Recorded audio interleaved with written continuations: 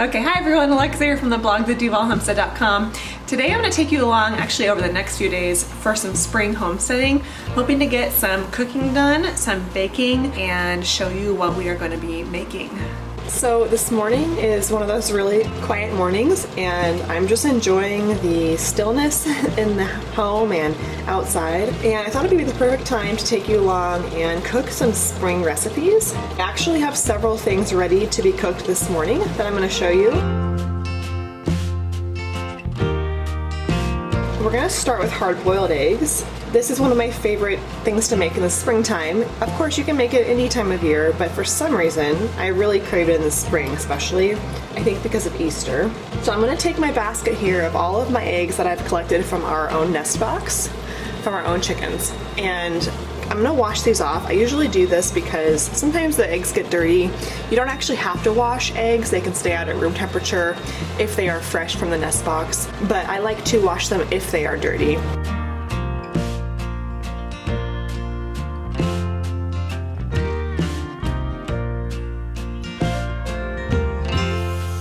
And I'm going to add them to a pot of boiling water. The key here is to use a spoon and slowly drop the egg in, kind of starting from the side. I find this works best to prevent any cracking in the egg. And I typically cook these for about 12 minutes. Let them sit in the boiling water, and then I will slowly remove them. I'm gonna place the eggs directly in the fridge right after they are done cooking. This helps the shell harden up so it's really easy to crack. You could also put them in an ice bath.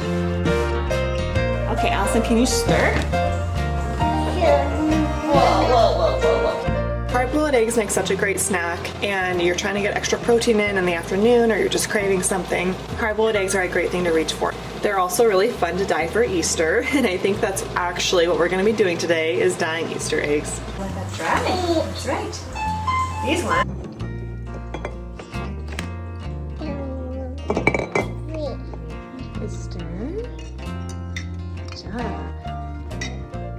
The next thing I'm going to make is a sourdough brioche chocolate chip roll. These are decadent, chewy, pull apart, doughy kind of brioche bread that take a lot of time to make, but they're so worth it in the end, and I especially love making them for holidays.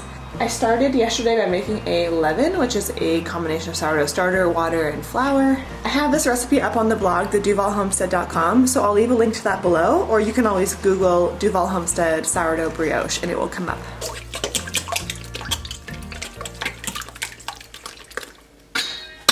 Flour, 2.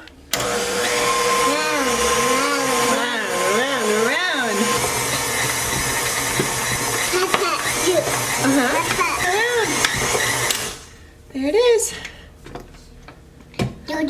Yeah, now I'm going to add the rest of the ingredients, the egg, the milk, the honey, salt, and I'm going to incorporate the butter. This is probably the hardest part of the process. Other than this, most of the process is just letting the dough sit, which is one reason I really love baking with sourdough. Is it might seem intimidating because it takes, 2 days or something for something to, be done. But the active time is only 15 minutes, maybe 1 day, or 5 minutes, or in this case, this is probably 20, which is a lot of time. Usually it's less. Once you actually do the active time, then you just let it sit, let it ferment all day, and that's what makes it easy. And the end result is a fermented, healthy, delicious bread product.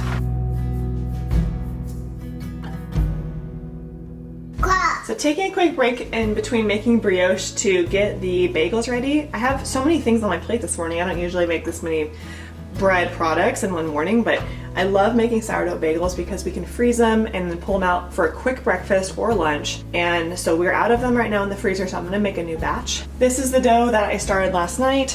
It's just sourdough starter, flour, water, salt, olive oil, and some honey.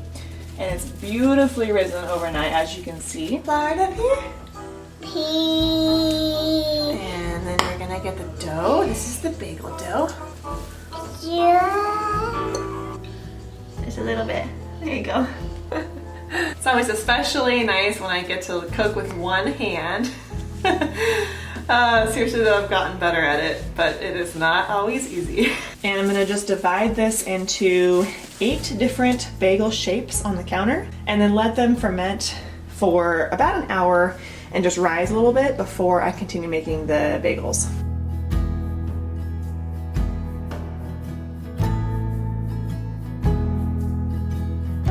Okay, so after the bagels are ready to go, we're gonna boil a big pot of water, add some sugar, and if you follow my channel, you've seen me do this process before. It never gets old. Yeah, that's dough. So we're gonna get them in the water. Let's see, 1.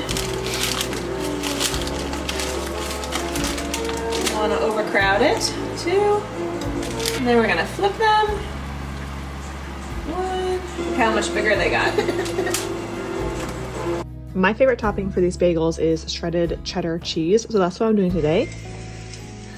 You just place it on top of the bagel before it goes in the oven, and then when it comes out, it's this nice crispy baked cheese, and it's just delicious.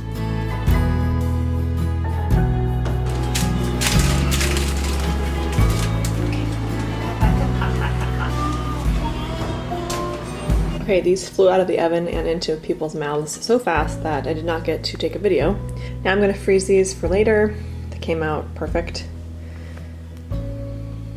Okay, I totally forgot to film me rolling these rolls out, but basically you just roll them out into 8 different pieces, and then you add the chocolate chips and fold them together into these balls. And I went ahead and put them in a little cake pan, which will work out perfectly. And then the next morning, I'm gonna pull them out of the fridge and let them sit on the counter for a little bit to rise a little bit more. And then I'll go ahead and bake them. And these are gonna make a delicious treat for Easter morning, or in our case, we're just going to enjoy them on a Saturday for an Easter egg hunt.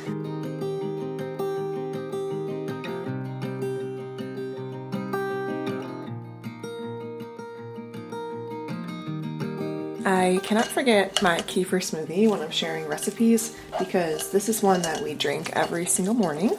It is raw milk and kefir grains, which that's what you see here. This is kefir grains. So it's a nice sour kefir with all that good bacteria, all of the probiotics, prebiotics, all of that. And we drink it every morning, so it's, in my view, a very good boost to our daily health. My daughter drinks it, my husband drinks it. We all love it.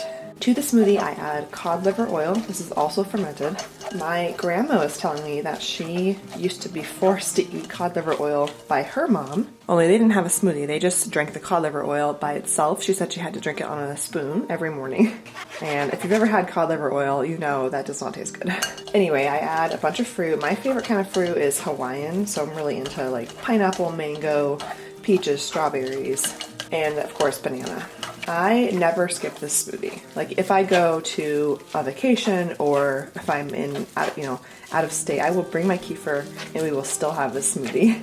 It has not been skipped in I don't know how long, years. I've never gone a morning without it for probably years. And to my husband and my smoothie, I also add some supplemental powder. I added some protein. I add some chia seeds, maca powder, and some orange powder. That's basically a vitamin C.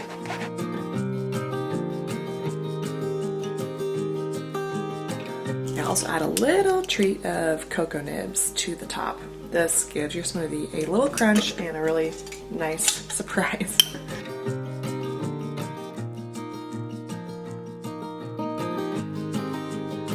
Okay, the next meal I'm preparing is a beef chuck roast. I make roasts a lot, whether it's chicken, beef, or pork, and they all require a lot of chopping. I like to do potatoes, carrots, garlic, and I love all of that right below the meat, and it just soaks up all the juices and it's delicious. However, it does take me a long time to get all the vegetables chopped. I recently got a new knife from Nakano knives, and it is a Japanese chef knife. I've never had a very high quality knife before. We got a knife set when we first got married, and you don't really realize how bad your knives are until you try a knife that works really well. Nakano was kind enough to send me this knife to show in this video and talk about. This is called the Mito Santoku knife. It's handmade in Seki, Japan. I decided to do a little bit of research on knives because I really wasn't sure if I even had the right kind of knives at my house. And you really only need a chef's knife, a paring knife, and a serrated knife in your collection. Everything else is just kind of nice to have. A chef's knife is probably the most important one in my opinion. That's what I use most of the time. A lot of knives, including the one I was using before I got this new one, are made of stainless steel, and usually they have a kind of low quality stainless steel that lasts between 1 and 2 years, and that's really not a very long time for a knife. When you get a high quality knife, It is more comfortable to use, it has a longer life, and it holds the sharp edge longer. This knife is a lot more comfortable to use, and like I said, you don't realize that until you actually try one of these knives. Japanese knives are generally lighter feeling and they feel more balanced in your hand, and they usually have a nicer stainless steel. In this case, the stainless steel is a high carbon stainless steel that is handcrafted. And this is why most professional chefs use a Japanese knife. So to cook this chuck roast, you really just want to leave it in the oven for a long time, low temperature. I have the recipe up on the blog. Just Google Duval Homestead pot roast and you'll find it. Now I'm going to show you what I use my knife for most often, which is just simply vegetables. So I find that Allison's hungry, we're all hungry, and the best snack you can give is a vegetable. It just takes a little bit of time to prep, but I figured out a way to make basically every vegetable prep the exact same, which is to slice it, drizzle it or paint it with olive oil or avocado oil, add a bunch of salt, and then add lemon slices. So you're gonna see me do that with Brussels sprouts and asparagus. You'll also see me make cod one night, which is one of our favorite fish to make, especially because we can get it fresh and wild and not previously frozen at our grocery store. So it is right off the boat, which is great. I am honored to be able to try a Japanese knife. The only con I can say about this knife is that it does require a little more attention when using. It's very, very sharp, and I don't know about you, but when I'm chopping things, I usually will slide my finger down the knife to get the food off of the knife. And I did this the first time I did it, I cut my finger. And I was not used to that. I did exactly the same I always did with my other knife, and I got a cut finger. So that just goes to show the knife is a lot sharper than I'm personally used to. But as you can see in this video, I'm chopping very easily. I'm very happy with this knife. So I want to let you know that Nakano Knives is offering a discount for those who are watching this video. This knife retails for $75. And they are actually running a sale at the moment that I'm going to be posting this, getting this knife for $69. However, when you use the code Duval Homestead, you can get it for $55. So that's basically $20 off. A very, very nice knife. So if you need a knife upgrade, now would be a great time to get a high quality carbon stainless steel chef's knife made handcrafted in Japan that normally retails for $75 for only $55. So use the link below and make sure you get my discount code. Well, thank you so much for watching this video and coming along as I just cook several different meals in my homestead. I hope you enjoyed it. If you're brand new, please hit that subscribe button. Every week I post a new video on farm-to-table recipes and homemade natural living. Thank you so much for stopping by the Duval Homestead.